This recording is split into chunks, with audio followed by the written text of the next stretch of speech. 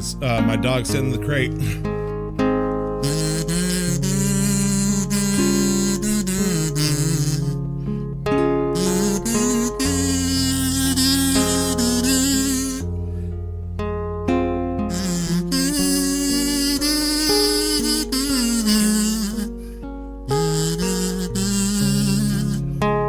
What? Oh, my dog left the crate. Also, my dog hates the kazoo.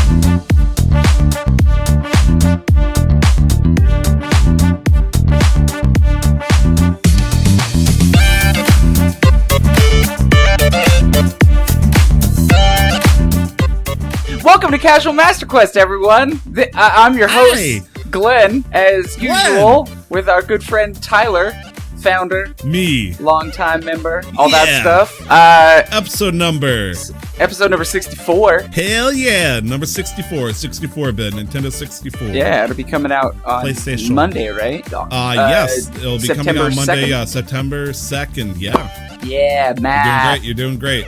I feel like the over-obsessive parent that's like watching the side of the soccer field, and it's like, I rush out to the field right. and I kick the soccer ball for you, and it's like, that's how you do it, Glenn. And it's Good like, job. Mom, let me kick my own soccer ball. And it's like, no, honey, I can't do that. I need you to be the I best. have even if to I have help to do it for you. so you can be better than everyone else. It's not a matter of whether or not you can do it. It's a matter of principle. You have to do it. By living vicariously through me, you can be me through you. That's the definition of living vicariously through someone else. Absolutely. So how's life So- been, brother? What have you been up to? A lot of things You have spoke a happened. little bit about one of those things. Yeah. In fact, whether or not I decide to pull it out of the intro there, but I've been learning a new instrument, one of champions. Now, my wife, the ceiling for skill. It's steep learning curve. my wife, who is currently pointing at me giving me a look. Not My wife is currently trying to censor me right now. So she thinks I'm white.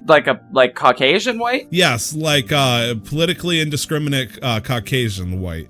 And she's not wrong. Like, she keeps yelling at me for doing things that are stereotypically white. And Like struggling to open milk cartons. Yeah, like she thought it was offensive that I put real mayonnaise on Spanish rice. And it's like, okay, I understand. That might be something that Wait, the mayonnaise on stereotypes- rice? Oh boy, here we go.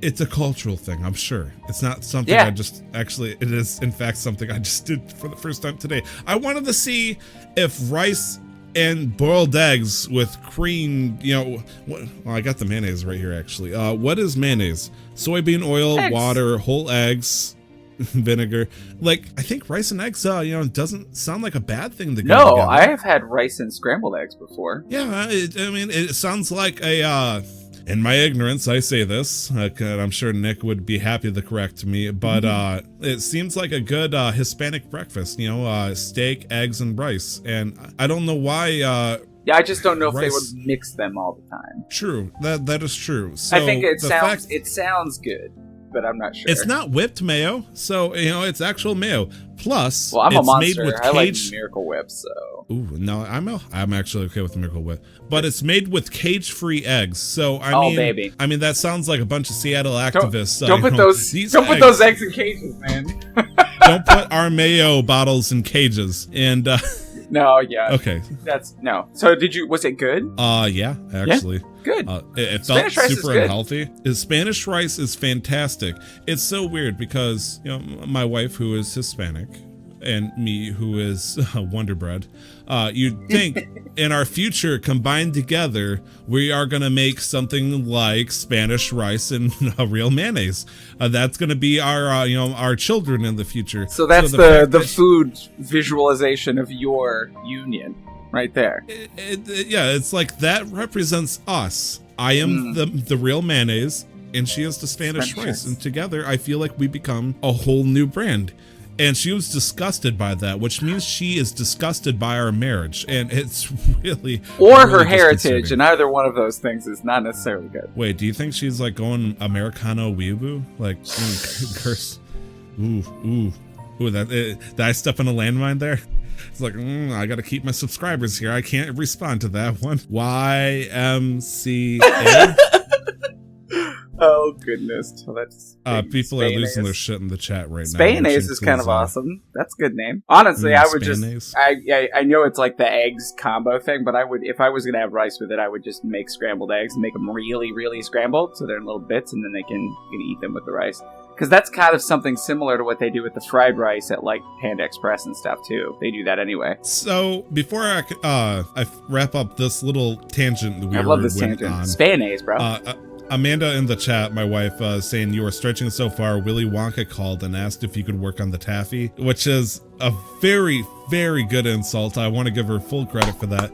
The reason why I'm putting this up is it feels like the instrument I'm playing is a very I mean, I guess I don't know. I know going on the subject of race is kind of, don't want to mess with that, but my comfort with the culture that my wife and I bring together is comical and, diverse, I'd like to think. Anyways, I'm playing the fucking kazoo. I'm learning how to play the kazoo. And people are starting to stare at me like I am crazy. I have no idea why. Like, do you play in public? It's like walk around the park, go to the store, you're playing a kazoo the whole time? Oh no, I can't walk around. I rolled my ankle like a son of a bitch. But, crap. Yeah, I know, right? It sucks, but I'm in the semi-truck playing the kazoo with the windows down. And so I'm playing music on Spotify, and I'm just going at it, playing crazy kazoo solos, in the background, and traffic is backed up because, Labor Day weekend and all that stuff. And, they're like, what is that irritating mosquito sound coming from like 10 feet away? And they look and they see me with this, nice, sweet striped baby blue beach towel around my shoulders and a yellow kazoo, and I'm just going to town. Oh man, you gotta do the Six Flags song. I wonder. I got a green kazoo on me right now. Brand new kazoos with the wax paper, or in this case, cheap plastic. It doesn't give it quite the timbre, so you gotta break it in, if you will. I wonder if I can do that. I apologize for anybody who is about to hear this. I might have to cut this out.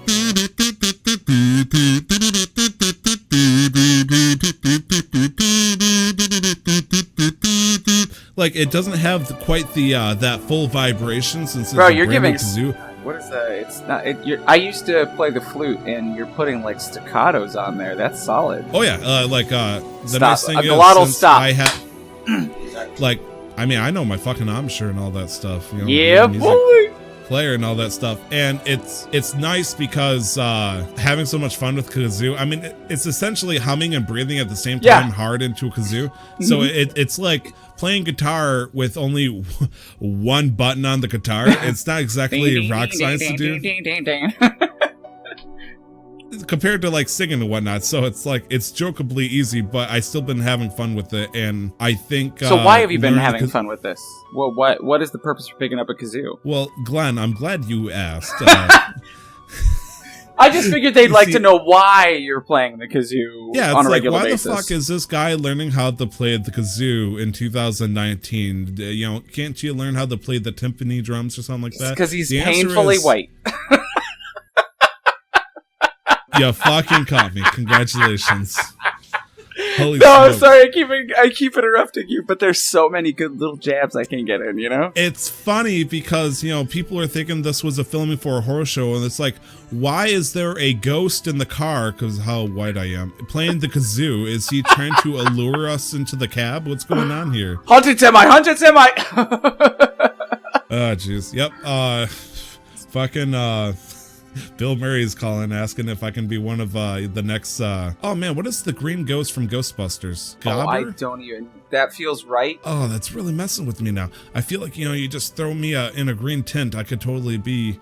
What's his name? Oh, what is his name? I'm looking it up right now. Slimer. Yeah, I could totally be a cool so simple. Wow. How did we forget that? I feel terrible. Slimer with the kazoo. Yeah. And thank you, Nick, in the chat for saying Slimer. Hello. Hi, Nick. I'm glad all the cool kids are here right now.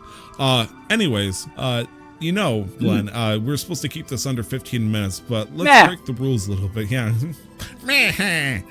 Bring out the dancing lobsters. So yeah, I've been learning the kazoo because for our D&D campaign that we're going to be having, starting to work on in the next, I would say within a month so. Yeah, I'm gonna say within that time frame. I am playing a changeling sorcerer, and so the nice thing is I do like playing magic users. This is really only my second or third time legitimately playing a magic user, but I just have such a fancy for them that I can't not play a magic user. But the problem is, though, if I play something that just focuses on damage and stuff like that, it just doesn't seem as fun. So I get into the role play, and being a changeling means I can turn into other people. I can be stealthy. I can pretend I'm an elf, a dwarf, anything that's of medium size. I apparently can look like a Goliath if I wanted to. So if Nick's character has a long lost brother just coming around the corner, within like a foot up or down from your current height. Okay, so within reason. Within reason, like you couldn't be an 8-foot Goliath, but you could be, I could be his little brother. Goliath. Yeah. Or his just wear lifts. Lost, little twin brother. And so there's one thing that a changeling can do in Dungeons and Dragons, and it's called Divergent Persona, where it allows you to become proficient in a skill with a given tool that you are masterful with, along with a very specific race and all that stuff. And so, knowing me, wanting to capitalize on my charisma as a sorcerer, I chose performance. And it's like, okay, performance. What is a tool that I could pick for a performance? It's like, well, I probably would want to pick a musical instrument. And I'm thinking it's like, well, it'd be funny if I could have a real instrument to play and thing. And so I was thinking, maybe get a keyboard or something like that. It's like, oh, that's a lot of work, especially, the input and all that. And it's like, what is something easy? And I came to two decisions. The first one was either a harmonica, which I have no idea how to use. I mean, anybody can blow into a harmonica, but it's playing a good song with a harmonica. Right. Or the cheap way out, the beloved musical instrument of American tradition, the kazoo. 5-year-olds. And so that's what you meant to say. Okay, sure. But you're gonna play it well. I'm gonna play it so fucking well. Man. Give me some flutter tongue in there. I've learned how to vibrato. Roll my things. Oh yeah. I would do it, but I would want to get the one I broken in before I keep going with it. And it blew the pieces because I bought a fancy aluminum kazoo, but I realized it just wasn't given that vibrato to the sound that I really enjoy. The resonance is different. Yeah, like it just sounds like a regular, like a very light kazoo with me breathing into it. But if I get a nice cheap one, it sounds annoying as shit, and that's exactly what I want. Now I'm excited. I won't kill this character off in the first session or anything. You give me at least one performance with the Divergent Persona. Yeah, no, I'm not gonna. It's like the crew's like, we need a distraction. As a changeling, the Divergent Persona is technically your primary persona, since your appearance as a changeling and your base form is very off-putting to most people. The Divergent Persona is who you choose to look like and act like most of the time. I would challenge that because I feel like I'd save that for a special case. Like, I'd only be that character. Like, I feel like when I'm going to be in that persona, I'm going to pretend I'm a bard, essentially. Well, then who do you look like normally, then? I'm going to say, just for shits and giggles, in my head anyways, when I planned it out, I just look like Saitama from One Punch Man, a boring-looking, bald-headed human. Like, that wears a hood over his head.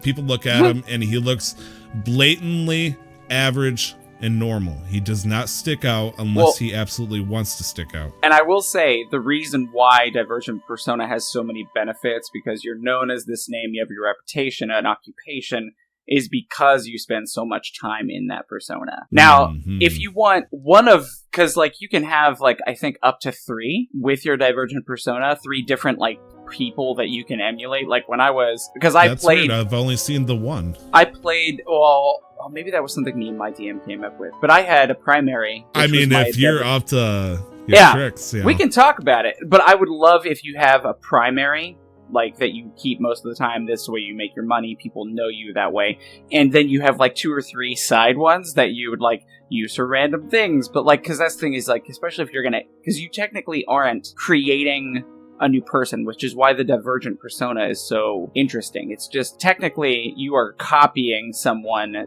that these people don't know. Right. So that could still be found out. But my character, I had a Divergent Persona for work. I was an old lady who told read palms and, did tarot card readings. and told future stuff, and wow, like, this actually sounds really good. I realize that my choices for some of this shit is questionable at best. And then I was a changeling bard in real life, so I could still make money as a bard, and people knew me as Lys Perrin, and I had a dialect that I stuck to every time I was in that dialect. Every time I was Lys Perrin, I was a changeling bard, and then I was an old woman who most people knew me as, Madame Tussaud, and I would kind of like play with the idea that my persona was always different and very, very, like, less you than are going to judge me hard. Should I just play Variant Human at this point? No. Really no, I'm excited because I got to play him on stream too, so I'm excited to see how Are you going to be my obsessive soccer mom? No! It's like, Tyler, you turned into a dwarf. Really, you could sound a little bit more like... No! Hey, how's it going? That's all you. I'm excited to see how you play it, honestly, because I've seen myself play a changeling on stream, and so... I'm excited to see how someone else does it differently than I did. I'm just telling you what I did because everything is grandfathered in D&D for me. Like, almost all of the good things I got outside of the base rules were things that they're like, hey, this is a neat thing that I tried once. Maybe you could do your own version of it. So that's the only reason. And I wanted to make sure that you and I understood how that works. But point is, he's playing a changeling bard who's going to use a kazoo on stream. And it's going to be great. Cool. But yeah. I'm actually going to be a divine soul sorcerer, but I'm going to pretend I'm a bard, yes. My bad. I was a changeling bard. Shame on you. Shame on your family. Shame on your cow. Yeah. Well, that's going to be really fun. Wait, I just realized what you said there, projection. That was me projecting. If you ever want inspiration, Tyler, you better start playing bard again. No, I don't want to play bard. You're going to have to. No, man, you got the charisma, and you took performance and training and performance, right? For the Divergent persona specifically. Sweet. So I believe that doubles my proficiency and all that stuff when I'm in the if you're trained in it already. Well, okay. We'll look at this because I'm not sure on that stuff. I know. Maybes, and you sound certain. Because the only class, at my own detriment. The only class that gets expertise, which is what you're describing with the double proficiency, is something that is granted. The only class that gets it is Bard, but some class features, and I'm pretty sure the Changeling allows, if you were trained in performance, so it'll say, you can take training in performance or a skill related to your Divergent persona. If you are already trained in it, you may double your proficiency. That's the only time somebody gets that, and since you're not actually a bard, I have to assume that getting expertise is something that comes from your class. May I read it verbatim? Yeah, I would love to hear it. Divergent persona. Ooh. You gain proficiency with one tool of your choice. Define a unique identity associated with that proficiency. Establish the name, race, gender, age, and other details. So with what that says right there, I get proficiency when I'm using the said tool with one tool of my choice. Mm-hmm. The kazoo for performance. While you are in this form of this persona, the related proficiency bonus is doubled for any ability checks that uses that proficiency. So you're not actually trained in performance with it, though. That's where the misnomer was. So you're trained in any check you use with the kazoo. Doesn't matter whether or not it's performance, persuasion, intimidation. You could try and do... Are you suggesting that I can intimidate somebody with the kazoo? If you want to try and do it. It says any check using the tool. So if you can explain... Now, that's where you'll, like... Where you can kind of read me as a DM is if I say, okay, you can do that, and you can add your double proficiency. If I say, you can do it, but you can't add double proficiency, that means it's not going to work. Okay. So I'm all narrative, too. I'm all narrative, so if you can give me a narrative reason why that works, it's going. Rule of cool, man. If it's cool, it goes. I walk up to him, snapping my fingers, going, there. Oh, shit. I have to turn my AC on. I'm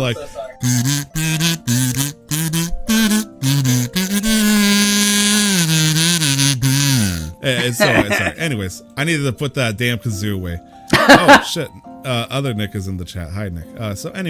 So I have plenty of time because I twisted my ankle. My ankle is sprained right now, but I was able to, walk all the way through. Excedrin is beautiful. Excedrin. Mm-hmm. Excedrin. Thank you. Tomato.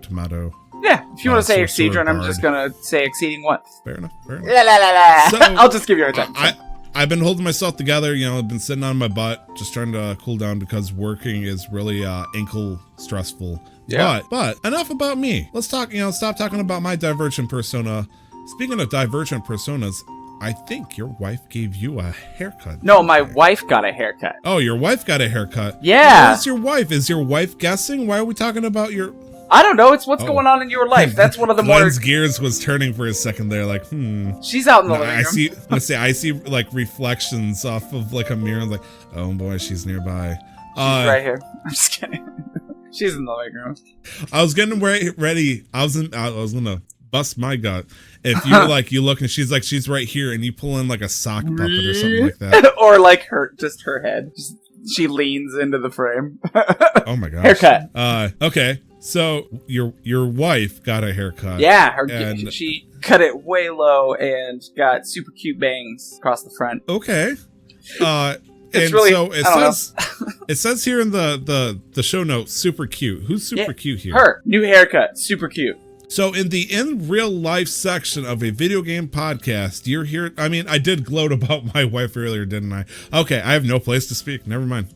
And may I also bring back up Spayonnaise? Yes, I mean, you can bring it up. I don't know what good it's going to do either of us at this point. But also, I've been continuing working out every morning.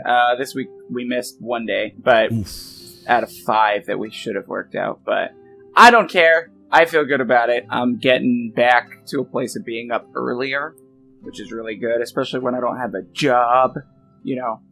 So, about TikTok. What? Fair enough. Sorry, someone in chat.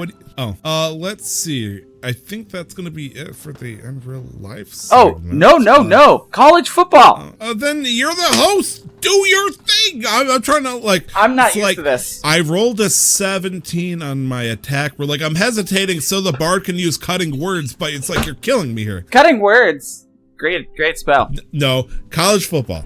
Good. Yeah, it started on Thursday, technically. And my team, Kansas State, plays actually in an hour and a half. First time our Hall of Fame, 93-year-old head coach is not the head coach anymore. He retired finally, so It's going to be a lot of fun. I'm excited about it. The new coach is a good guy. And I'm going to say, was it like a good retirement? Because no offense, like over here with the Detroit Lions and all that stuff, every retirement is met with like trash fire. Oh my gosh, it's like looking at Andrew Luck. Andrew Luck's like, I need to think about myself first. My health, my body is just not at what it was. I've been fighting through injuries my entire career. I gotta retire. And they're like, pansy, self-care, what's that? And I'm like, dudes, you can't judge him. Anyway, it was a good retirement. They can, and they will. It's like, that's dumb. If you don't leave in a wheelchair as a quadriplegic, or is that how you say quadriplegic? Quadriplegic. Mm-hmm. Quadriplegic. And it's like, then you can't retire. It's not allowed according to the NFL contract. I bought Meta in 2020. You can't do it.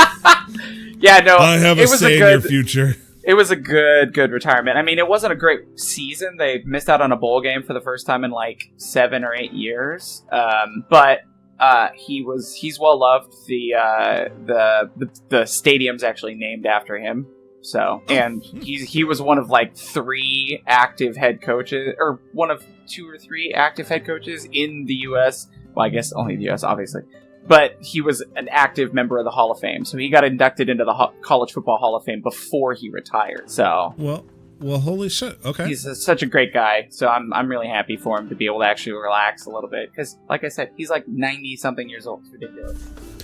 And with the new coach, this next game is happening within like an hour of this recording, or hour and a half? Yeah, an hour and 21 minutes from this moment. Okay. Sounds like you I've been going to games a busy man. Since I obviously moved, since I moved here. But, but previous to that, when I was living there, my dad and I started going to games in 1993. So that coach had only been the head coach for 4 years when we started going to games. So, and he is... Yeah, so we got to watch widely known today as the greatest turnaround in college football history as far as program direction. So, anyway, excited about that. Go Cats. That's all I have to say about that. But it looks like we need to talk, as usual now, actually about video games. Yes, this is in fact a video game podcast. A phrase I thought I would never have to mutter again, but, fate is a fickle thing.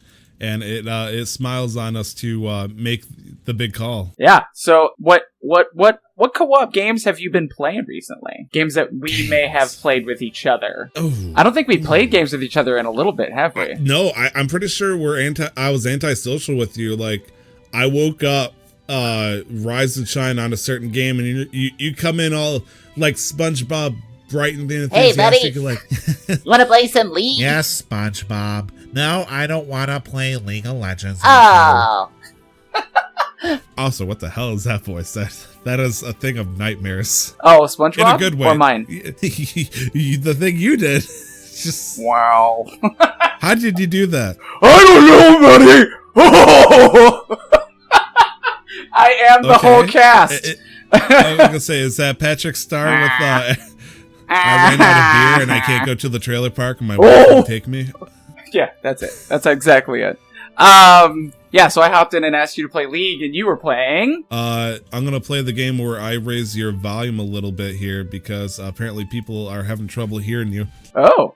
Yeah. Oh no! I've been projecting too. Projecting. Actually, let me fix it normally on here.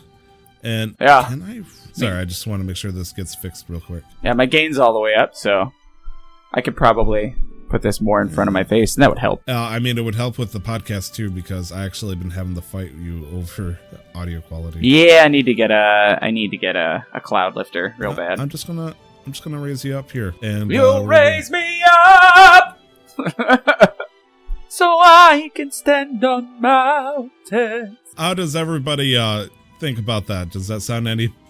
Easy to fix on streamer's side. Well, the thing about it is, LR, I don't have a cloud lifter, and my gain is all the way up.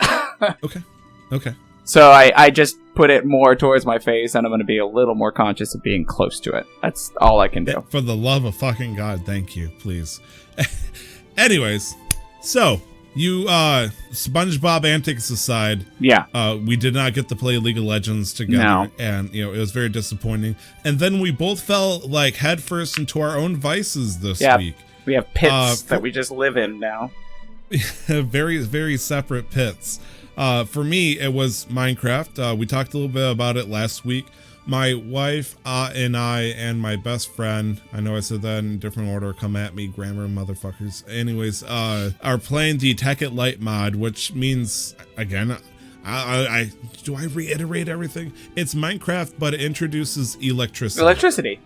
Which is, an amazing concept, being able to have electric furnaces and stuff, throwing coal in and all that stuff. Yeah, you talked about accidentally blowing fuses and breakers last week. Yes, and also, I'm not sure if this happened after the podcast, I accidentally deleted I destroyed half the server in one swoop. With what? Yeah, what did you do? I am asking myself the same thing. So, okay, so picture this. Let's call it a Tekkit Lite server. Okay. So, day 2 or whatever, I get on. Wife is asleep. I just got home from work. It's 3:30 in the morning. I asked her, before she went to bed, it's like, hey, can I, open up the server and whatnot? Oh, no, I think I had woken up because my wife was at work and I just woke up. And so I was asking her about it and she said, sure. I opened it up. What I didn't know is I opened up a vanilla server launcher. And so it opened up the world file. And it's like, what is all this Tekkit Lite related stuff? We gotta delete all this to make it a vanilla. And then it saved after it opened it up and edited this Tekkit world. So that's crazy. I get on and half of the Minecraft world is missing because anything that was involved with Tekkit just gets deleted into open air. Oh my gosh. And so it looked like the apocalypse happened to our little town. And for some reason, were they half just of Volcano other pieces was just like floating in the air and stuff? Yeah, like wood and shit was there, but then like marble and whatnot was just gone. It just looked like a nuclear bomb, which is actually something you can make in the game. You can make a nuke. Yeah, I know, right? Technology is a scary thing. Anyways, just detonated, blew everything to pieces. My wife's house was mostly gone. My house was definitely gone. And half of Volcano was missing for some reason. We still can't figure that one out. It's like, how was any of the Volcano Tekkit? Yeah, it's like, why did you delete half the thing? Just take the whole thing if it was Tekkit, which I don't think it is, or just leave it all there. But yeah, no, just almost exactly half of a goddamn volcano was maybe one of the like mineable resources was on that part of the volcano. Yeah, but it was like down to the wire, Yeah, almost that's half weird. a volcano missing. So I tried going back to, Tekkit Previous save file or server. something? I mean, there was one. It just got corrupted, essentially. Ah. And so, are you guys done? Sorry, people are trying to have a conversation during mine.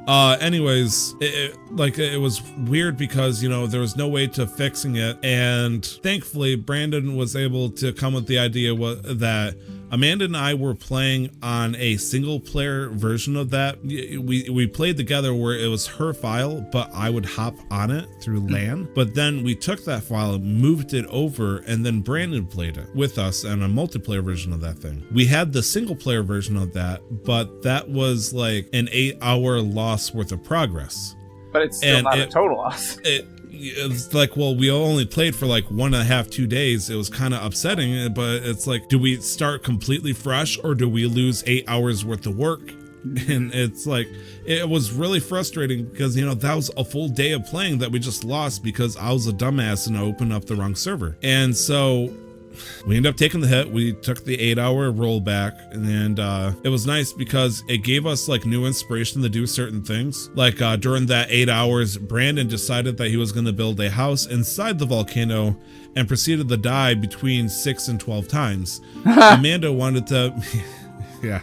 Amanda was working on a cool house made out of marble and asphalt, but she was, I kind of mentioned it looked like a panda, and she wished that she made it look like a panda. And so now that she had to rebuild our house that she did during the 8 hours, she made it out of a panda. So it looks cute as shit now.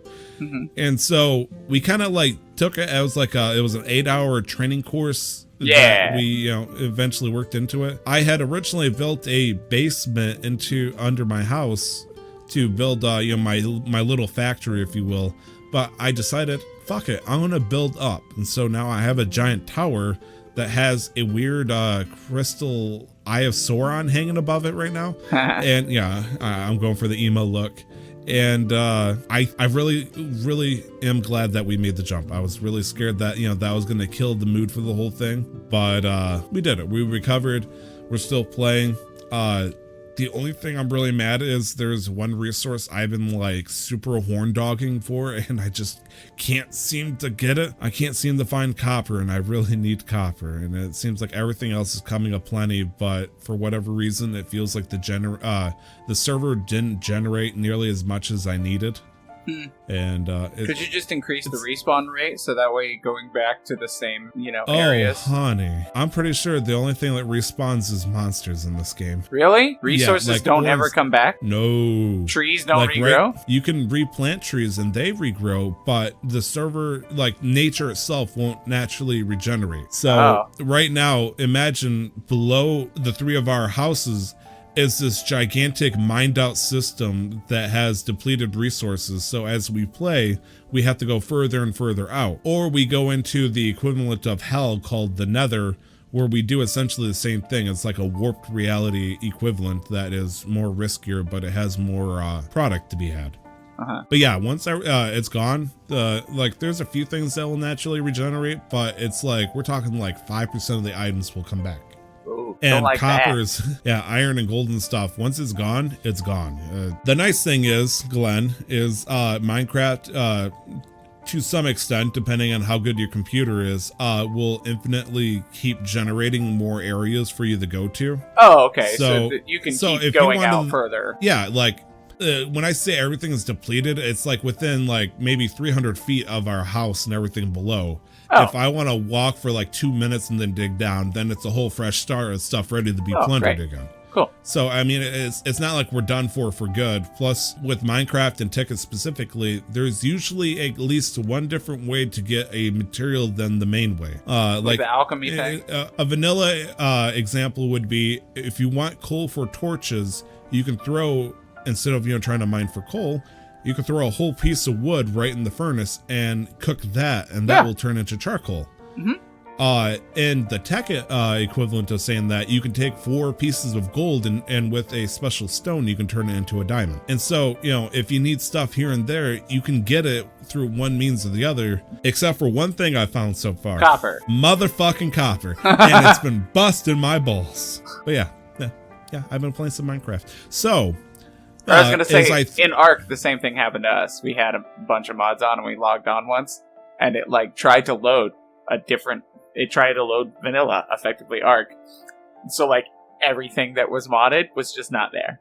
So there was doors and frames that were from the base pack or whatever it builds that were there, but that whole wall we built, that castle I built, just nothing. But the dinos were still on the platforms that they were, as if the buildings were still there. So we had to go back to another save, but we only lost, I think that game auto saves every hour, so we just went to the previous save that was saved on our host computer. So it it wasn't too terrible. bad, but it was confusing at first. They logged on and was hello? So, I'm going to toss my speaking stone in the pit that I'm trapped in, that is Minecraft. I'm going to toss it up. It's going to arc in the air. It's going to fall into another hole made it's by called Blizzard. WoW Classic. Yes, World of Warcraft Classic. Yeah. Glenn? Yeah, I'm playing World of Warcraft Classic, and to me it just feels like World of Warcraft, because I never played it before. You never played World of Warcraft Not until this came before out. Wednesday. Yeah, of this that's last a week. heck of a jump. What happened? What caught you, or what got you? Well, it's been hyped pretty heavily about a lot of my friends because they all played, and not only that, and I won't specify which one of them because I don't want to get them in trouble, but they played on illegal private servers that went back to the original build because apparently that's a pretty common thing. Yeah, at least people because wanted the OG players were tired of retail WoW, and they went, fine, we'll just make our own servers and play on the old stuff since you won't give it to us. To a similar concept, let's say during Wrath of the Lich King days, which is the second expansion to Vanilla WoW, or Classic WoW as you would know, people would have characters that they would lock in at level 60 or level 70, and they would not level up any further than... Cute new haircut. Hi. Sorry to distract. I just wanted to show her off. Anyway, so people in Vanilla WoW... You're so fucking adorable. I love you so much, Glenn. I love her. I married way up, man. Don't worry, me too.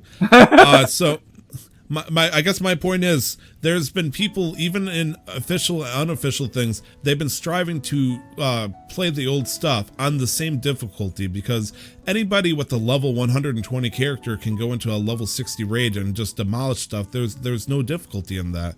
Yeah. And sure, you can get some of the old stuff just to wear or transmogrify. It's just not the same feeling. It doesn't bring that same challenge and reward that people have been apparently thinking that they want to clamor for, even though it's taken... what level are you at right now? 18, 19, 20? I am almost 21. And I'm 36 hours in. The put it into perspective, Classic WoW, regular WoW right now, you would probably be where you're at within, I would say, 45 minutes. Yeah. Which, it's comical, but the difficulty of getting the level 60 is way up there.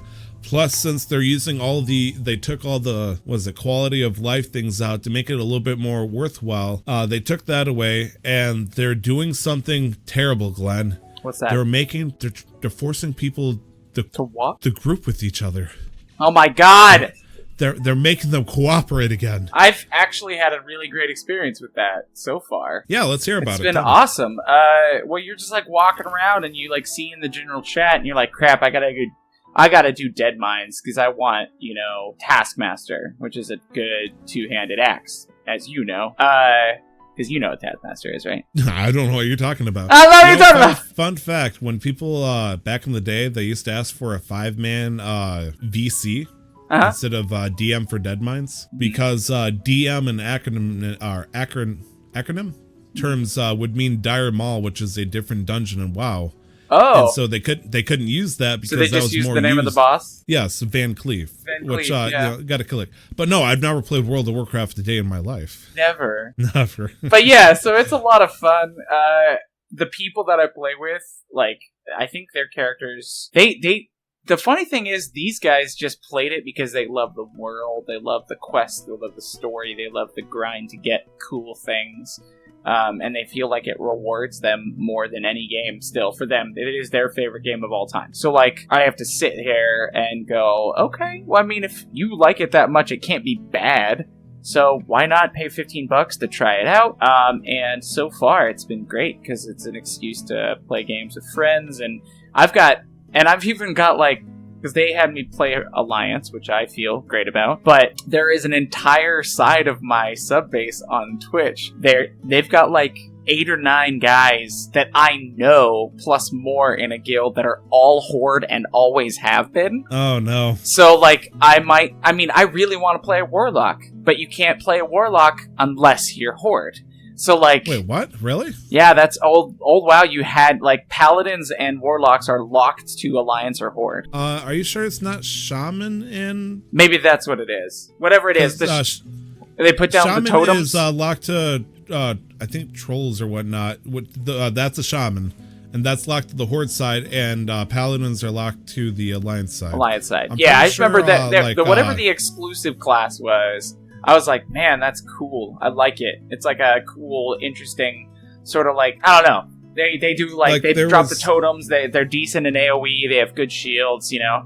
So I was there was always a big joke, I think, starting maybe with Classic, maybe Burning Crusades, where there's a Warlock gnome who, you know, summons this giant boss to work on his side, and he's like, "Yes, you, I control you now." And then the monster, like, demon kills him, and it's like, "I serve no master, gnome." And then you fight the demon. And it's always been a joke. So when you say that Warlocks was only on Horde side, I'm like, that seems weird, because it was always, you know, I always think of gnomes when it comes to Warlocks. Yeah. No, I've been using shaman, I've been using, instead of saying priest, I've been saying cleric. And then also instead, so I mixed up shaman and warlock. But yeah, the shaman seems really cool. But yeah, so like I've got a lot of people telling me it's a great game. A lot of people are spending a lot of time with it. A good amount of people are having fun with it again, and I think it's because it's so different from anything I've ever played before. Honestly, and like I played ESO a lot, but ESO, like, it was pay to get the cool stuff or play it for 1,000 hours, you know? Like, I burn out on that way quicker than I think I was supposed to, and this one feels like I could give it an hour. Like, once I'm cooled off a little bit, I could give it an hour or two every other day, just to go on and do a cool raid, do a couple more quests. Because it incentivizes quest doing when you're in a group, because even though you get less XP, you complete more quests quickly. And then exploration is, you know, they want you to do that when you're by yourself. So if you're ever by yourself, but like I said, in general chat, there's constantly people just like, hey, LFG, you know, warrior level 20, looking to do this place. And then you just whisper to them and they add you to a group. And so we were doing temporary group ups with people constantly to just do a thing. Or like, we all need to kill boars and you know, do this thing where you have to gather these things, but everyone gets credit for it. So you just group up with 2 people that are there when you have a group of 3, and then you guys complete it faster, and you say, thanks for the group, and then you leave. And we've recruited people to our guild, which is King's Honored Friends, which is apparently... King's Honored Friends? Yeah, this is the guards say it to you in the games. Oh my god, the Human City. Big old Human City. It starts with an S, ends with Stormwind. Stormwind, there it is. Stormwind. Okay, yeah, so it's been fantastic. I'm playing something I don't normally play. I'm usually a spellcaster, and I'm being a straight up arms warrior, 2-handed weapons, just beating the crap out of stuff. So my climb to a place of actual power is finally starting to pick up since I passed 20. So nice. Honestly, I was talking about it with Brandon about like what I would play if I wanted to do it or make the jump. In my head, it's like, well, if we need a tank, I would go for a protection warrior. Mm-hmm. And honestly, druids are pretty decent tanks too. I mean, druids as tanks are a joke back in classic days, but I will humor you with the thought. But they can also they're flexible. That's what I mean. Like, they can heal, they can do a little bit of damage, and they can tank. Yeah, but they're like red mages. They can be anything they want to be. But they wouldn't be the tank then, I guess you're right. They'd be an off tank. They're gonna be like a fucking Majin Buu full of health. It's like, their health bar is giant, yes, but they also, you know, it's like they can dodge stuff, I guess, but they can't parry. Yeah, just like, be a night elf. You can't put a shield on the bear's face. Yeah, no, you can get parry. You just put a few points into it. You just don't go purely protection. Anyways, I don't know how I feel about healer stuff, because I used to love playing Paladin. but paladins weren't really the big thing in Classic like they are nowadays. Like when you think of a paladin, paladins typically don't tank, unfortunately, as much as I would want them to. They're actually more healing types, support types. And well, the reason why they're more or the reason why they're more popular now, and I'm not sure if this is a change from before, is that they're the best single target healer, and their healing doesn't generate any threat, whereas the priest does. I mean, I'm not sure when this gets put in, but the nice thing about being a holy paladin was the fact that you could, I think it's called Beacon of Light, where anytime you healed anybody else, whoever got targeted with the Beacon Light also got healed. And so you were essentially the raid tank off-tank healer. Yeah. So you would put Beacon of Light on the main tank, heal him as you need to. If the off-tank gets hurt, you heal the off-tank while still technically healing up the main tank. Or vice versa. I don't remember how it worked. But yeah, they were great for single target healing. But honestly, if I wanted to do that, I would probably just go for a Holy Priest because they're a little squisher and all that stuff. Yes, they generate some aggro, but it's like, at that point, it's like tank's fault at that point, right? Anyways, and then I was thinking either Warlock or Mage for if I were to go DPS. I don't want to play Mage. Give me a Mage. Yeah, a Mage any day of the week. Well, and that's funny thing is I'm playing a off-tank DPS, frontline guy. And if I wanted to go pure DPS, I just like the idea of being able to swing my sword. I just didn't realize there was going to be so many abilities. I was like, it'll be easy. Just swing your sword. No, positioning is very important. All that stuff, target selection, aggro. So, what server are you playing on? I can open it up and find out. I remember it's something with I joined it once and it's like, hey, you have a character here. Every time I turn it on. Yeah. So I can see. We can worry about it later then. Yeah, I'll pull it up and then I'll tell you whenever it comes up. No, we don't need to wait on it. Is there any other games you want to talk about? I don't think so. Honestly, those are the two. I mean, obviously, I'm still playing League a little bit. I love League for what it is supposed to be. But all those people that I played League with are now all playing WoW, so like there's less incentive to be on it as much. Hell yeah, let's bust free. Yeah, okay. Oh, I'm on Blaumeux. Gesundheit. Blaumeux. It's Blaumeux. Oh, also, in WoW, PvP is fun as hell. Like, once I hit, 18 or 19, the brothers that I've been playing with, they are both, like, one of them isn't working right now, and the other one is in the reserves, and spends all of his time either spending time with his wife or playing the game. Very similar to me, and the other guy is he's starting assignment next Tuesday for his job, so he doesn't have anything to do. So we go to the gym in the morning, and then come back and start playing WoW, and then about an hour and a half later start streaming it, and then I get off stream and have dinner, and then keep playing WoW. And so, but they've been playing more than me, and... Your poor wife must be upset with you seeing you play this much World of Warcraft. No. I spend, she gets home at, 6:30, and I have dinner with her, and spend, 2.5 hours with her. She goes to bed, and then I get back on WoW. So I spend most of the time that she's home and not working, I'm with her. So. Fair enough. Yeah, but yeah. Blaumeux. So let's move over to the modular segment. Okay. We gotta announce the giveaway winners. Yeah, we had a giveaway that happened over for both Twitter and Discord. And things popped off like crazy oh shit, I goofed up on something. A lot of crazy things happened at the very end there, and it was interesting to say the least. But I'd like to say that we do have two winners randomly picked out from the Twitter and Discord. And we'll announce it on Twitter so that everyone can see it, just in case they're not listening and or watching right now. So, for the modular segment, we do have monthly giveaway winners. Monthly giveaway winners! And so, we did pick two winners for one for Discord and one for Twitter.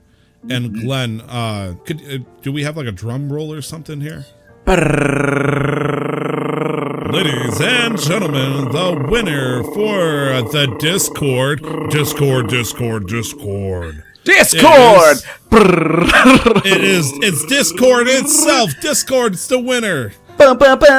At Discord, half the winning team is for as Glenn said, congratulations to Dun Beast, D-U-N Beast. Congratulations, you won yourself a nice, I think it's $10 Steam gift card. Yeah. So feel free to give us a ping once we're done with the show, and I will make sure you are hooked up, buddy. Woohoo! And then the big one that's on Twitter, holy smokes, that got a lot of traction. They're gonna say you just sound like an angry Chihuahua with rabies at that point.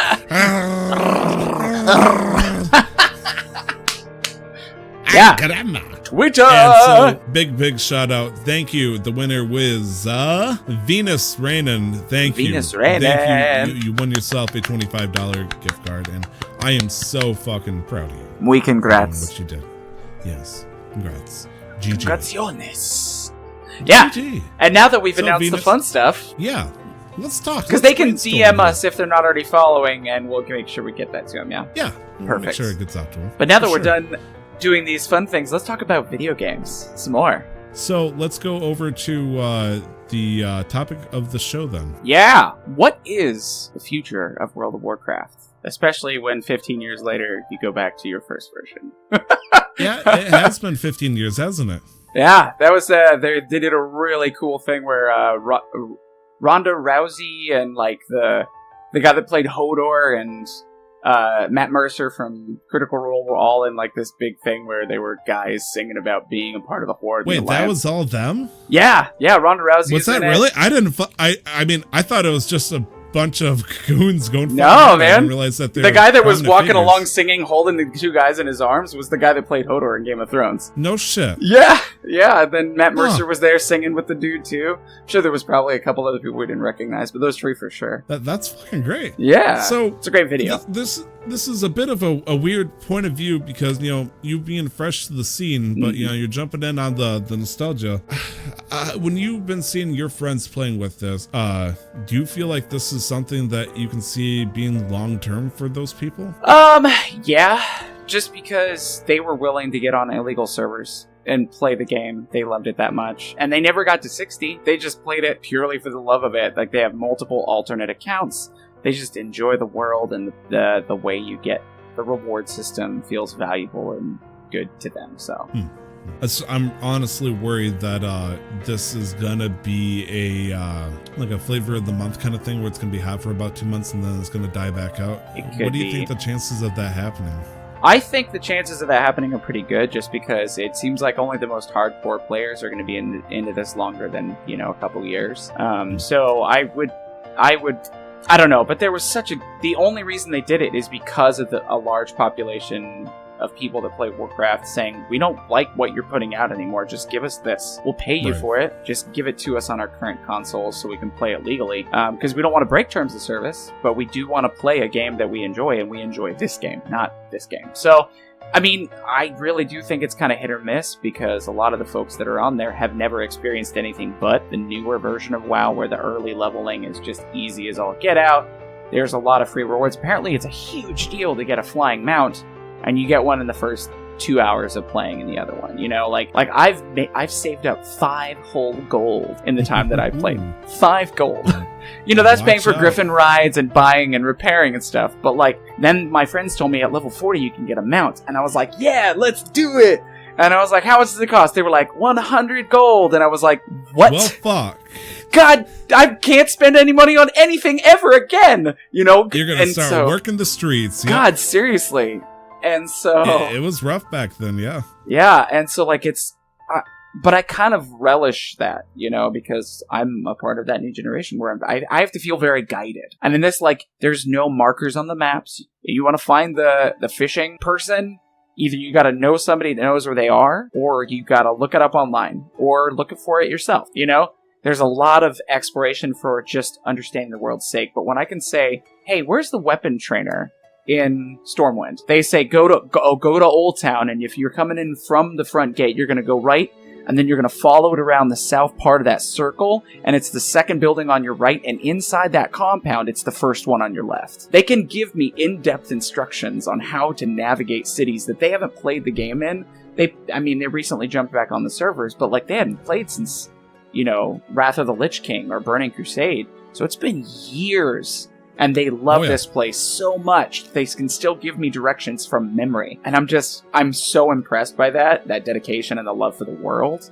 that I think it has the possibility that it could succeed, but I don't think the younger generation's going to be about it. So we'll see how that goes. But, that generation that wanted it is now adults. with money, not just kids. Yeah, with the bling bling bling. They got that month, so they can pay for it. Kick, Do you understand the origin of Kick? I just know that it's laugh out loud in Orcish, is what I was told. Okay, just keeping on the World of Warcraft LOL train. Yeah. But yes, so to answer that question, I do think they do, but I don't know. It really is 50-50, but it's really scary. But there's one other example I've seen this happen before, and it's turned out actually pretty damn good for them. RuneScape. Never played that one either. Progressed all the fucking time, and old school RuneScape eventually got a huge update after 2007 from the 90s to where it became RuneScape 2 and then RuneScape 3 specifically, and RuneScape 3 just kept going and further advances in technology. Back in the day, it was just you stood there for 2 seconds and you would hit with a weapon and pray to God you would hit. But nowadays, you get to do extra skills and whatnot, much like World of Warcraft with a combat system. And people actually fucking hated it. They're like, how dare you give me the option to do 4 different ways to do damage? I just want to swing my abyssal whip once every 4 seconds and then pray to the high Moses that my attack skill is, gonna do the trick here. And if I keep missing, then I'm just gonna eat my shark and then just win. And that's how I want it. It's I don't need a wedding cake every single time I fight. I just want fucking pancakes. Keep it simple. And so people over at Jaggeds, they're like, guys, we're giving you all this cool, and they're like, let us fish for lobsters over, and you can actually do that. And then I want to do it in 8-bit. And they're like, fine, if you bastards want old school RuneScape, you're gonna get it. Here you go. Yeah. You're paying the same amount of money. And they're like, yep, here you go. We're happy. And so old school RuneScape has such a big thing now. I don't know. I get the frustration from how my buddy explained it to me and why they stopped playing, though. Just because, it's a lot like Destiny, and Nick would hate my perception on this, but I stopped playing Destiny because, and I'm gonna play it again. I played all of them. It's just, for a while I stopped playing it because I got the PS4 Destiny edition. I pre-ordered it. I waited in line to pick it up. I got every expansion, but every time I got the expansion, 3 months later when the new one was about to come out, you could buy the whole game plus the expansion for less than I bought one of those things for. So they're just constantly trying to push the new thing out, and progression for the early levels was cheapened at that point because people didn't want, when a new expansion was coming out. Now I'm back to WoW. When I'm back to that, these can be spoken about the same way. When a new expansion is coming out, they cheapen the earlier levels for the new players, and the older players get less as a result of that. And so they made getting a flying mount and getting to 20 so easy compared to vanilla classic WoW that the older players, rush you to the new they want to get you to the new stuff. And so that does feel like it cheapens it for the people that have put the time in, the people that have played it and struggled and fought to try and get these things. Now new players have exactly what they have like that, and they've played for 5 hours. I understand that can be frustrating, and so maybe a new path. What's that? Like in World of Warcraft, it gets even worse too with heirloom gear and whatnot, because have you heard about that kind of stuff? I don't know what heirloom gear is, but I can only assume that it gets more difficult. Basically, it's stuff that let's say I'm going to do Wrath of the Lich King days, where the max cap was level 80. You get the level 80 with, let's say my paladin. Wow, I'm doing great and all that stuff. Actually, no, they actually introduced this in Mist of Pandaria in such an easy, super stupid easy way, where essentially you can buy gear that levels up with you. So let's say I'd buy, chest piece, headpiece, cape, weapon, all that stuff, mail it to a level 1. So it's blue level gear that you get.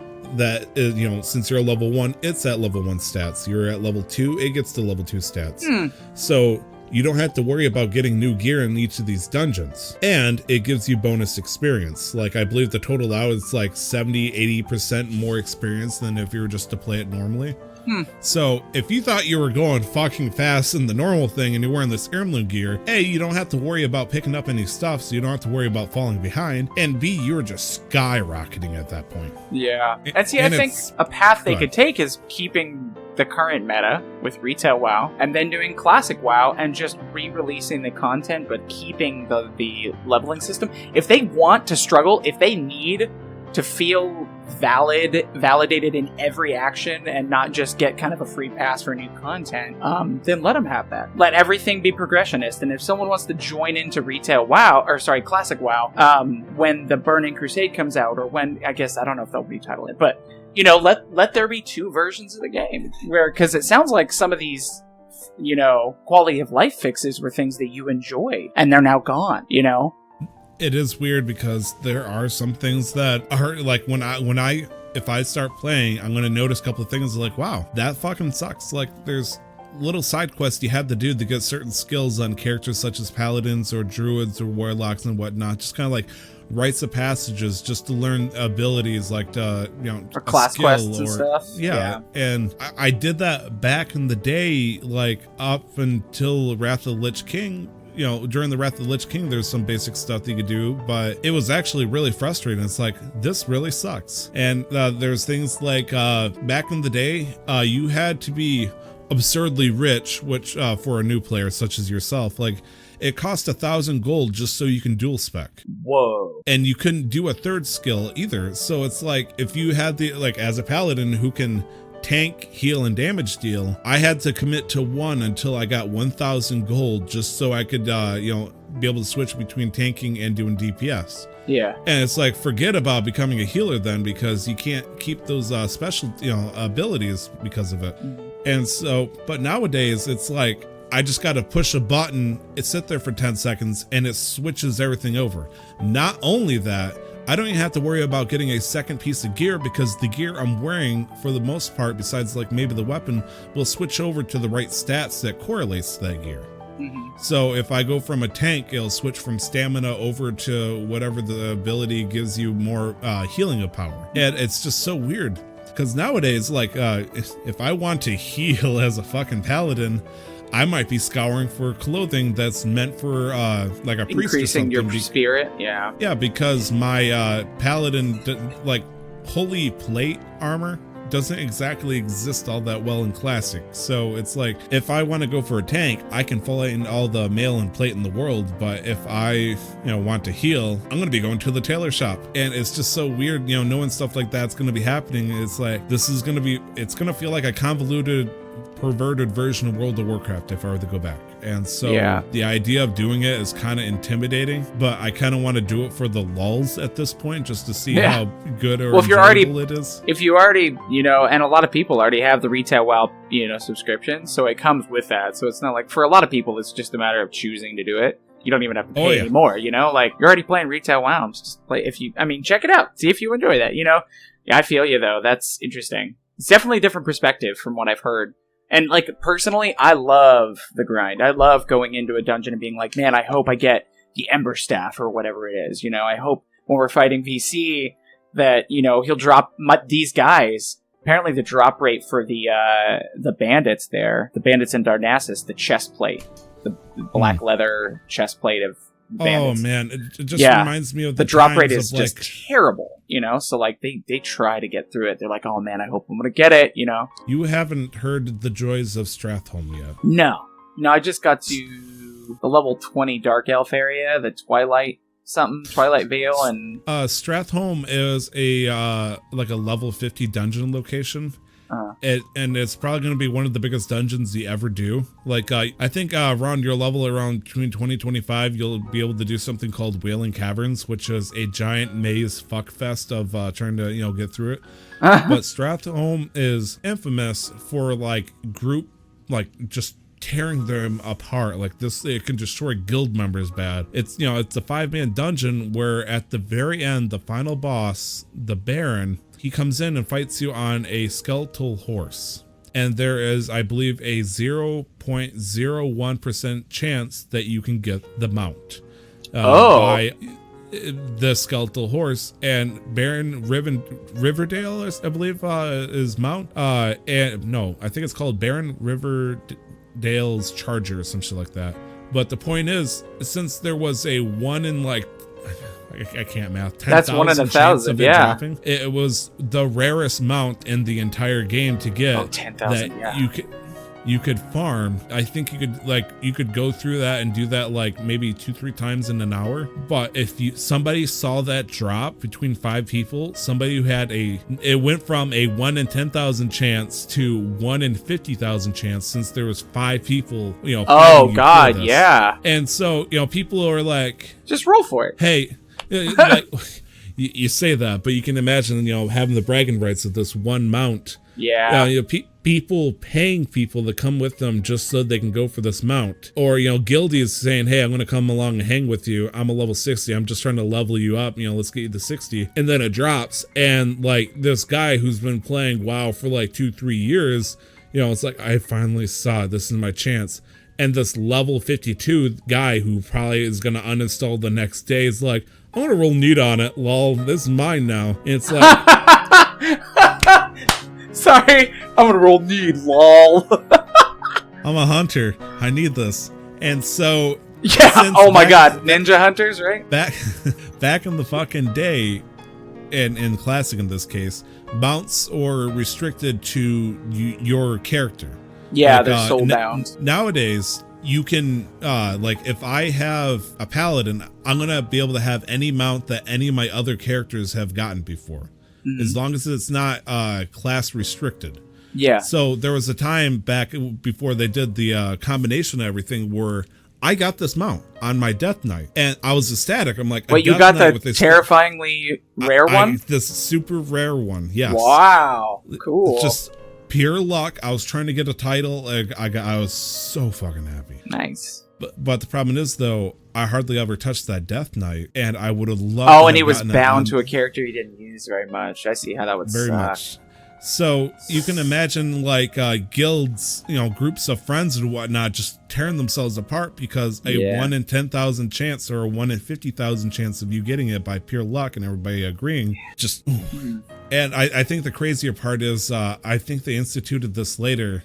Loot that got rolled in, let's see, 1, I think had like a 2-hour window to where you could trade it to somebody else who was in that party. Well, they have bind on equip and bind on pickup. It's like soulbound, and it might be not be in Classic, but like there was a point to where it's like, this item can be traded with other players that could have rolled for this for the next hour and 58 minutes. Yeah, so that's if you accidentally if you needed something that you shouldn't have and you're like, I'm sorry, I goofed up. Here, this is yours now. Yeah. Can you imagine the people who would offer the suck your dick for the next 2 hours of trying to get that 1 in 50,000 mount? Yeah, please give that to me. I will give you all of my items. I'll ride around naked. I don't care. You can have my guild hall. It was such a good time. So when you get to do Stratholme... Yeah, there was there's what is it called? It's like the Red Cathedral or something, Scarlet something or other. Scarlet Monastery, yes. Scarlet Monastery is the one they've been hyping because it's going to be the next big thing we get to do, I think. Oh yeah, because you can keep leveling up and whatnot, and it's like level 10 to 23, or sorry, 20 to 23, and then 23 to 25. So this one giant building with a bunch of religious zealots are, you're going to be able to play for the next thing and fight different levels of enemies. And it's actually in there that you'll get your first chance at a epic item, which is I got my first blue and I was like, oh, a rare item. I had never experienced that much joy from getting a rare item before in a game. It's fucking great. Right. So when you see a purple item, oh my god, I'm gonna cry. I mean, that's something that you get from like raids and epic level, heroic dungeons and whatnot, and you're seeing it at level 29 or some shit. It's like, what the And you're gonna see people like it's meant for a spellcaster, so it's not gonna be your thing. Yeah, but I'm actually gonna ult on a mage, but that's you're in there. You'd be amazed at people like, hey, I'm a warrior, I don't have mana, I'm still gonna roll neat on this because fuck you. Because I want it. Because mine. Because it's purple, it's glorious or some shit like that. Yeah, no, I've been pretty good so far. I for the most part, I don't know, I've been really unlucky. The RNG gods hate me. So I think there was one time we ran to Dead Mines twice because I don't remember, there was something we needed to do it for. But we ran it twice. And I think there was only like 2 or 3 need rolls, and one of them must have been I got Taskmaster. But like, because they were like, oh, you're the arms-based warrior, you need Taskmaster. This is perfect for you, take this. So I was the only one that rolled need. They all passed or rolled green, so I got it. But I just, like, I won, because there's obviously a lot of green items that are dropping at that point that everyone doesn't, you don't need it, but sure, you could use it for the money, you know? It's okay, I can sell it otherwise. I'll sell it, I'll make a couple silver, but like, I've won 1 greed roll in 2 run-throughs of Dead Mines, and like, I was just like, how do I keep losing? This is a literal 1 to 100 roll, like, RNG gods killing me, man, but at least I got what I needed, you know? I felt terrible. And I would play with some players, not people I would know, but I'd kind of like, hey, let's keep going, let's keep doing this. Or it would get so bad to where they wanted to roll so badly that they demanded that you show the item that you're wearing that you're replacing it with to prove that you're actually going to use it. Like, hey, I just won this blue chest piece. Ping your current chest plate armor. And they'll do a quick comparison like, is this actually a good upgrade for you, or are you just trying to steal it from me? Yeah, those are heavy tryhards, and I'm not down for that. If you say you need it, I'm going to believe you. That's why I'm trying, for the most part. Like, if we play with randos, we usually still, like, out of a group of 5, we'll still have 3 of us that are, like, in voice chat and know each other. So if they're cool, we'll be able to tell pretty quickly, And so we've invited a few of them. So we're trying to be very cautious about who we invite to the guild, because... it's only going to matter in later levels who is there, It's in-game raids, bro. Battlegrounds. Woo! I'm ready to go mess up some horde. Wait, for the battlegrounds or the raids? Which one at this point? Like I said, the thrill of PvP, I was wary when they chose a PvP zone for us, but they chose it because it has less than high traffic. So it's usually medium to high, but it's never, I don't think it's been full yet. Oh no, it has been during peak hours, but I've never had a problem because I always get on in the morning. I've enjoyed it. Some of those fights are cool to watch. Like, I went down in a fight and our paladin went 1v4 and was killing the 4th guy because we were in a contested zone and we were close-ish to one of the horde camps. And one priest who was not a part of their group, very obviously, was just like, doop. Oh, heal. As he was about to hit the last hit, and they lost the fight because a priest came in and healed their buddy. Yeah. And so, like, it was just one of those things where, even so, watching that fight happen and being a part of that, it was just like a random skirmish, was so cool. I had so much fun with it. Or like when you win, every time I win a fight in PvP, I just go, right over their body and hope that they stick around long enough to hear me. A butthole. Or I do the rasp thing where you go, just to mess with them. But there's been other ones, like, we had to go to this moon glade, and what are the big bull-looking, are they minotaurs? Tauren. Okay, so there was a Tauren there, and I remember the dude's name. It was like Orith, and he was a male Tauren, just chilling by our Moonglade, and like we don't start fights unless they're being aggressive. Like, if they target us and attack, yeah, we're fighting you. But like, if we're doing quests, I don't want to fucking fight you. I don't get any experience from this. Let me just keep doing my quests. And we saw this guy, and he just went and waved at us from the Moonglade. We did our thing, and we walked away. And then before we walked away, we turned around and waved, and we did the animation at the same time. And then later on, some butthole horde ambushed us, and then he came trumpeting down the road and didn't help his allies because he liked us. He just, like, he let us beat him and then he waved as we defeated him. And I was like, I've had such a good experience with, like, the PvP aspect of this game, and getting to experience it, even doing duels with my buddies. I'm a low-level fighter. I get my ass kicked by the rogue and the paladin, So, like, but it's been so much fun. I just can't emphasize enough to say, I don't know, I'm having a blast with it.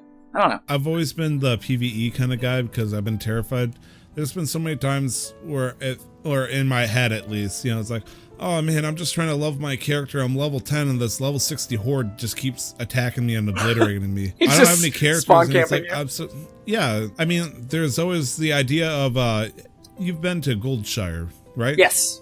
Mm-hmm. That first, that little town inside the human Elwyn Forest. And all We're going to kill boars in the forest outside of Goldshire. Thank you, Cartman. So, that was such a meme place where the Alliance would just sit there and, duel and others sit out and try to get horny with each other. But occasionally there would be that one horde player that kind of comes in, kills the guard and says, What are you going to do? What? And, everybody either attacks and kills the horde, or they leave him alone because he's too strong. But the problem is, though, in PvP, as the orc's going, what? I'm swinging my hammer. You're dead. What are you gonna do? And it's like, well, great. Now they just destroyed the guy that is giving my quest, and I gotta sit here and wait for 10 minutes. That is annoying. That's annoying when they kill your quest until givers. Somebody comes down, from Stormwind to clear them out, or they get bored. It's like, we're fucked. We gotta sit there and wait. That is annoying, and I don't like having to go back to my body, because that sucks. And I know you can take some item damage and stuff, and spawn right where the lady is, and takes but like resurrection and sickness stuff. is horrible. It sucks. Yeah, it sucks. And so, especially when there's not one close by to your body. There was one time when we just accidentally got caught in a contested zone. We got caught out by a group of 5 of them, and of course they didn't there's 3 Alliance guys were gonna kill them, so they killed us. And then every time we would do the 3 or 4 minute trek back to our bodies, there'd be a new group there, because it was a crossing for them going to one place or from another place. And we just got caught out, and I had to walk back there 4 times. I spent 20 minutes walking. Well, I guess I'm a spirit because I'm a night elf, so I was flying, but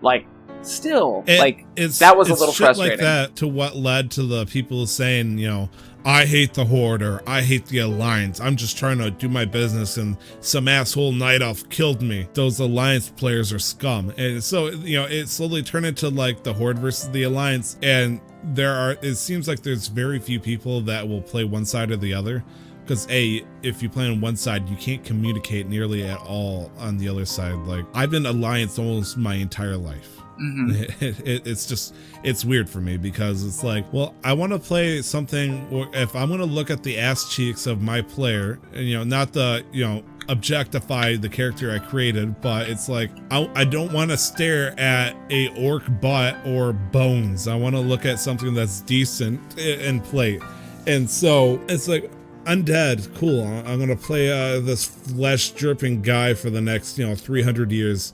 Yeah, and it's the only thing I saw on the Horde side that was interesting was oh great, the pretty boy blood elves. Hey, that's Burning Crusade. That's the first expansion. So all the characters on your side, on the Horde side, are just ugly mofos. And yes, I know I'm being shallow. I'm in fact being shallow. So, you gotta stare at your character all the time. You're walking behind. You're in a third person behind them, unless you like to play first person like a monster. And people who play Horde along this line of logic is well, I don't want to look cute or cool. I want to look tough.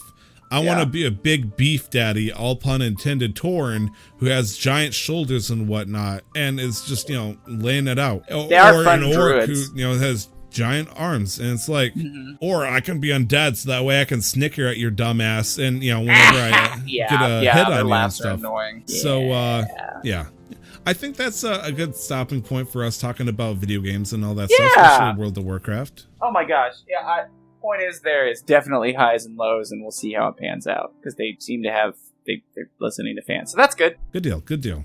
Yeah. Let's wrap it up then. So we got some game releases, yeah? Yeah. Do you want to do game releases? Or let's do every other. Let's every other tag team this. Okay. So and I'll go first, so you can go second. Oh. For reasons. Cool. I usually come first, so it's weird. I mean, go first. Go first. Gross. It's real mayonnaise.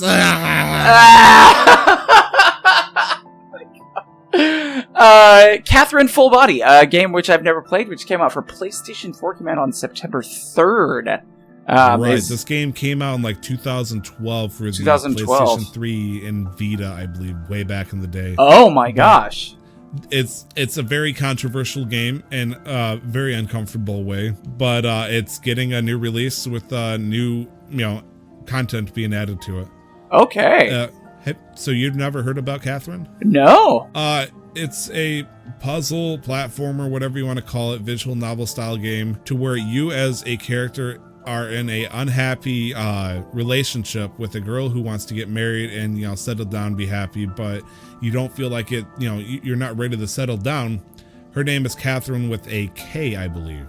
Okay. And then another girl, this spontaneous, ready to go for adventures and stuff, is also Catherine, but with a C. And so this other Catherine is trying to lure you out of your relationship and become unfaithful, while the other one is like the order in your life. So it's order versus chaos on whether or not you should be a faithful person, or if you want to fall into lust, if you will.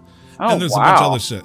You can see where I'm talking about, where it can get controversial and uncomfortable. Yeah, with, because it's like, especially, I'm from the Midwest. I know how that can get a little weird. I'm gonna say that game is for single people only. I'm sorry. I can't. Like, because if I played that and my wife is like, hey, so you chose to be unfaithful? What does that say about us? I'd be like, it's a video game. No way. I want to have to explain that. Yeah, it's like, you chose to not let me put mayo on the Spanish rice. I mean, that's divorce right there. I'm not doing that to my mother's rice. Not to my mother's rice. You're done now. Final Fantasy VIII Remastered is coming out for the PlayStation 4, Xbox One, PC, and Nintendo Switch. Also on September 3rd, which I believe is Tuesday. Let me double check. Wait a second. Yeah, Tuesday. No, it's coming out on Monday. No, the 3rd. Tuesday. Damn. I got Monday off, so it's like I got excited. The day after the podcast. The day after I have an extra day off, which freaks me the fuck out. I got Monday off. Weird. Oh yeah, Labor Day. Woohoo! Play some games with you about that. Oh, maybe boy. some wow. Wow. So Final Fantasy VIII Remastered. I talked about this with Brandon a little bit, and it brought up the question. It's like all these Final Fantasy games, like Final Fantasy X and all that stuff, Final Fantasy VIII in this case, they're getting remastered and pumped out pretty easily. It's like, why can't we do this for Final Fantasy VII? And, it's a very. Didn't they announce that as well, though? Well, I mean, Final Fantasy VII, it's like, we're gonna rebuild the game from the ground up. We're gonna make it episodic because there's so much content in here. We can't make only $60 for this. We got to make more. Oh, it's the base game costs more than $60 for Final Fantasy VII Remastered. I don't know, because they don't know yet. Oh joy! But it's that feels goofy. It's so Brandon's like, well, Tyler, Final Fantasy VIII Remastered, the game that's coming out on Tuesday this week, it's just a reskin with updated graphics and stuff. And it's like, just fucking do that for 7. We do not need Advent Children's CG graphics. I'm sorry, it's just Final Fantasy VI with for the Super Nintendo, it's in 16-bit. It looks a little rough, but still it holds up. Yeah. The PlayStation graphics are a train wreck for Final Fantasy 7 and 8 back in the day. Just fix that. Keep the angles the same. Keep the camera, do a tiny bit of character redesign because you have better graphics. Great. Do a slight skin change to the background. That's okay. There you go. I mean, there's the only thing that needs to be really updated is models and background. It's like, you don't need to give. I mean, hell, even if you wanted to, and I'm saying this with a little dishonesty in my voice, you can even keep the CGI scenes that happen in the game the same at this point. I don't care. I just want to play it with less frame rate drop and a little better graphics. And granted, Square Enix tried putting Final Fantasy VII on every platform they can possibly think of, like the original game, and that's great, but it's also either in a poor, I know that's redundant, a very shitty emulator wrapper that makes it very hard to play unless you're using a lot of computer power, which is ironic. For example, Glenn, for Final Fantasy VII. I bought Final Fantasy VII for like $15 on my phone. Yeah. I started playing it. It chugged hard. It was so fucking frustrating. Really? So, yeah, I know, right? It was very upsetting. It rips on the battery power and the processing power of a phone? I was like, why the fuck is it doing this? It can run on a PlayStation. And so what I did was I downloaded a PlayStation emulator on the same phone, downloaded the ISO file, played perfectly fine. it was the wrapper itself. Like, somehow Square Enix, when they made a port to the phone, it was so shitty that even the original game file on a wrapper made by a fan was a better quality. That's so weird. And so Makes it's just I found that a lot, actually. Not to dovetail too much, but like, I found that a lot with a lot of these remakes and stuff like that, is that the emulators made by the fans seem to do better than the things released by the studios. Which is that it's got to be pointed if it's consistent, you know? I did receive a correction from Nick in the chat in regards to Catherine. It came out in February 2011, before the Vita even. So this is PS3 only days, like way back then. And surprisingly, it did not get what I like to call 2019. Where the social justice warriors just come out of the Amazon River and start tearing at the shreds. But whatever's left of the Amazon, it's burning. Sorry. No, it's It is actually burning, so that is a problem right now. But no, it's a serious concern. It's like I didn't know whether or not to cancel Prime or not, just to try to save it. Oh, bad joke on a serious situation. So, Final Fantasy. I liked it. 8 Remastered. It's coming out for everything, including the Switch, which will be interesting. It's coming out this Tuesday. This next one kind of confuses me. Coming out this Tuesday is the Spyro Trilogy, only on the Nintendo Switch. It's because it already came out for the PlayStation 4, and okay, cool. I believe it's coming out for PC also in the very near future, like in a few weeks. But yeah, apparently it's coming out for the Nintendo Switch this week, and it'll be coming out to PC later this I week. was like, did they get the rights or something? Like, because it was, if I remember right, it was a PlayStation exclusive back in the day. Yep. Right? A couple of months ago, it came out strictly. Well, when they first came out, they were also for the PlayStation 1 only. Yeah. And then when they made the trilogy, they made it for the PlayStation 4. Okay. But since I believe the company is not actually Sony owned, they're allowed to, port it to other things. Okay. And Spyro it's has smart come to on. do so. Spyro has been on Nintendo platforms before for the GameCube and whatnot. So cool, acceptable. Kind of like Crash Bandicoot. Yeah, it's another classic game that I think it'll be good to see done with a little bit. Because like when I go back and play GoldenEye, I'm like, I thought this game looked good. If they remastered GoldenEye and put it on the Switch or the PC or the PS4 or the Xbox, I would play it. I would play the hell out of that, and it would look a lot better. Insert the Incredible Hulk looking at himself in Endgame meme. During the flashback, it's like, wow, I was like that, huh? Yeah. And then what's the next one we have to look forward to? The next game that's coming out for the PS4, Xbox One, and Nintendo Switch, so all the consoles, is Torchlight II. Now, have you ever messed with the first Torchlight? No. I haven't heard the name Torchlight in quite a while, actually. Made by the company called Runic Games. Runic. I've heard of Runic, yeah. I'm going to say Runic Games doesn't exist anymore, unfortunately. Oh. Yeah. So it was picked up by another studio? Good question. I honestly don't know what the story of this is. Like, it got torched, pun intended, I'm sorry to say, in 2017. And so, Torchlight 2, I'm assuming, is being picked up by a different game or a developer. Oh, no, it's still being worked on. Oh, I see what's happening here. Oh. Runic Games came out for Steam, aka PC, in 2012. It looks great. like I'm guessing the publisher or something like that is trying to milk more money by getting it ported over to consoles. Yeah. Yep, that's the move right now. Because it's not that huge of a transfer. You just have to dumb it down a little bit. Yeah, so, much love to Max Schaefer and Travis Baldry, the top dogs of Runic Games. Hope you guys are doing good, big guys. So, next game. Have you heard of this one, maybe? Nope. Oh, man. We are going to have some fun. River City Girls. River City Girls. Now, I'm not going to lie. I actually never heard of this game either. And it's coming out for everything next Thursday, just so yeah. It looks anime as shit, and I suddenly am like, anime as shit. Anime as shit. Oh man, it's made by Way4. I was thinking, is this part of River City Rampage? And River City Girls stars Kyoko and Misako, two street tough high schoolers who must fight their way through 6 regions of River City. I think this actually might be part of River City Rampage. To rescue their kidnapped boyfriends, series mainstays Kunio and Riki, which I believe is the main characters in River City Rampage. So the girlfriends of the main characters of previous games, if I'm guessing this right, are now is coming back them. to a beat 'em up style game. Oh shit. And this is coming out for all the consoles. No, this come out for consoles and PC. Everything.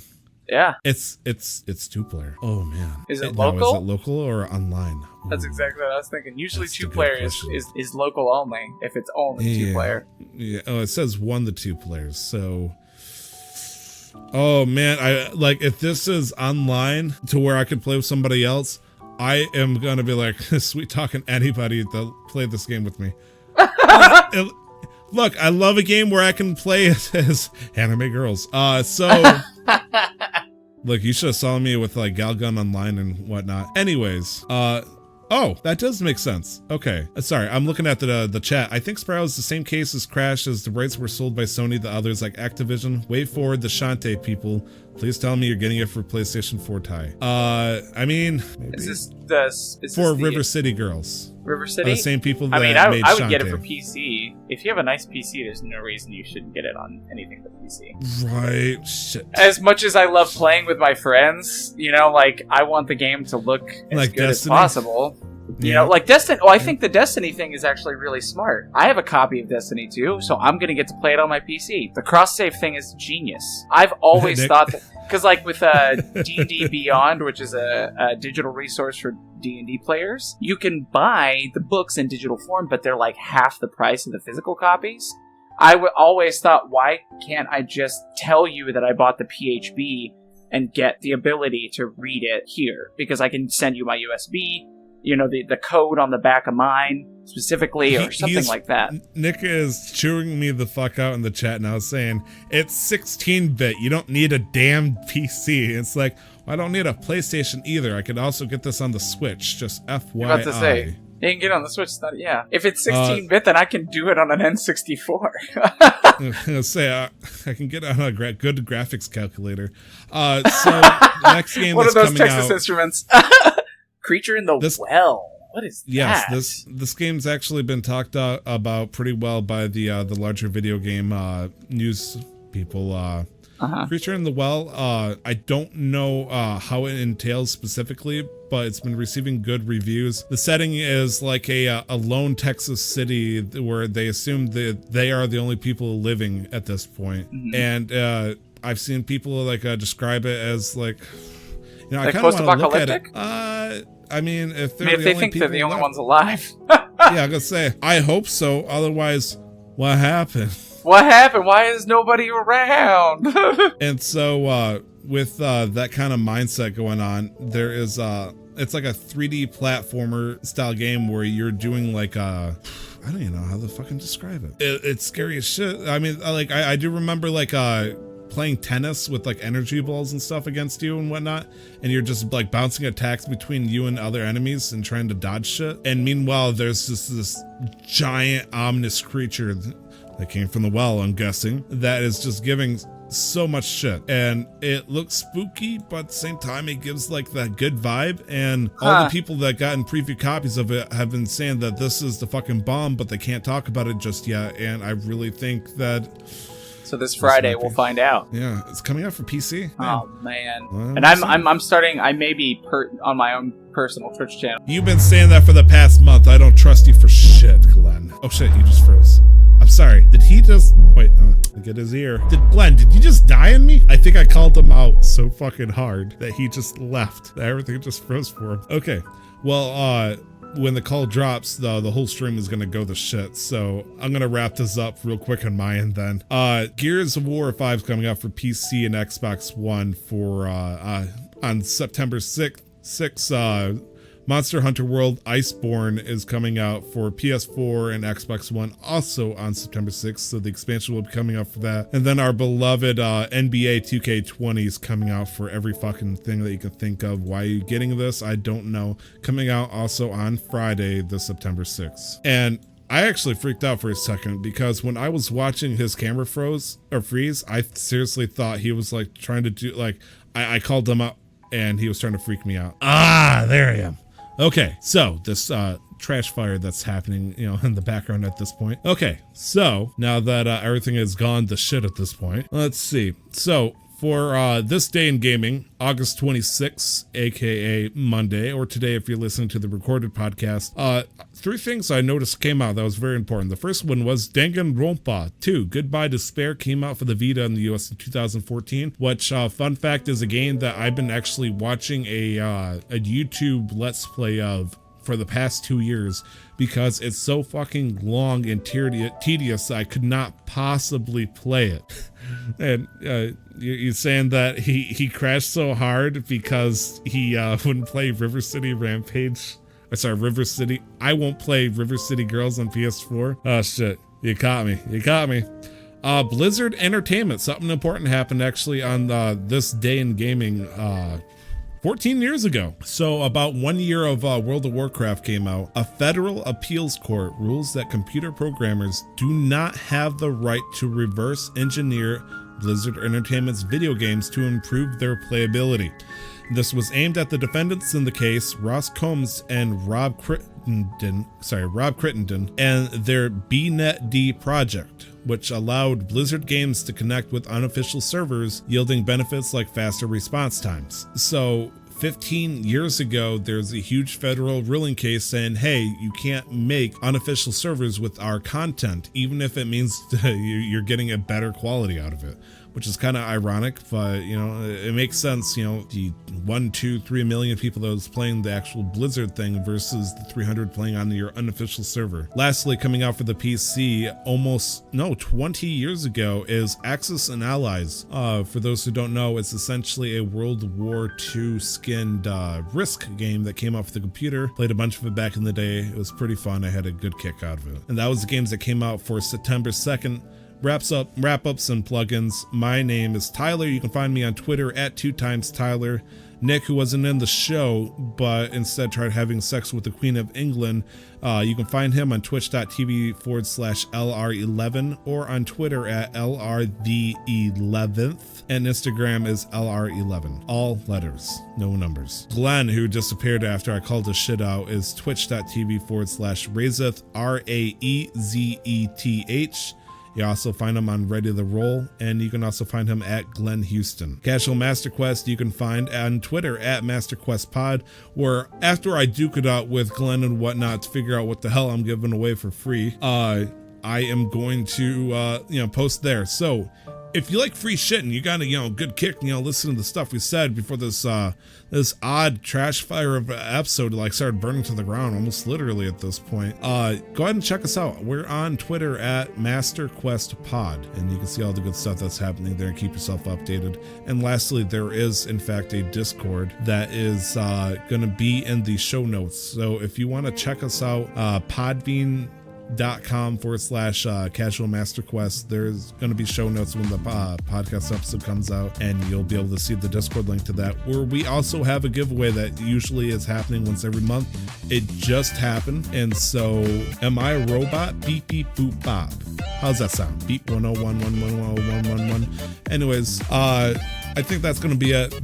This is Tyler. That was Glenn before he evaporated into the nether. Nick is dead.